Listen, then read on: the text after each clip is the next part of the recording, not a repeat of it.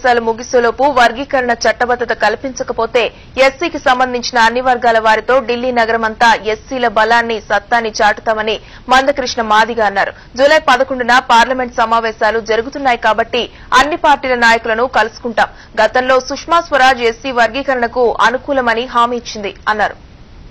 నాయకత్వంలోనే అఖిలపక్షం ఢిల్లీకి వెళ్లిన డిమాండ్తో ఉద్యమాన్ని దెబ్బతీసే కుట్రలు మానుకోండి, ఉద్యమాన్ని జాతిని ప్రమలబెట్టే వైఖరిని విడనాడండి, నీతి నిజాయితీ చిత్తశుద్ధిని ప్రదర్శించండి.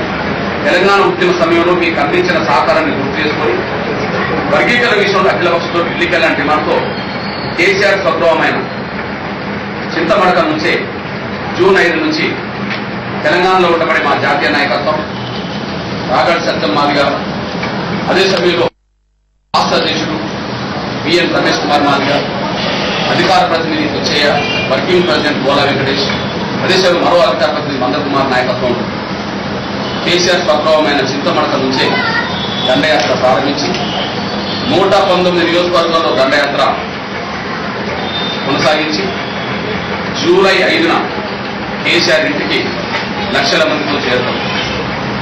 మన కేసీఆర్ ఉద్యమం చేస్తున్నప్పుడు మేము నిమ్మరసం ఇచ్చి ఆయన దీక్ష విరమించారు కాబట్టి ఆయన ఇంటికి మమ్మల్ని ఆహ్వానిస్తాడో లేదా ఆయన ఇంటికి రాకుండా అడ్డుకునే ప్రయత్నంలో అరెస్టులు, లాఠీ చార్జీలు, కాల్పులు జరిపిస్తాడో ఇక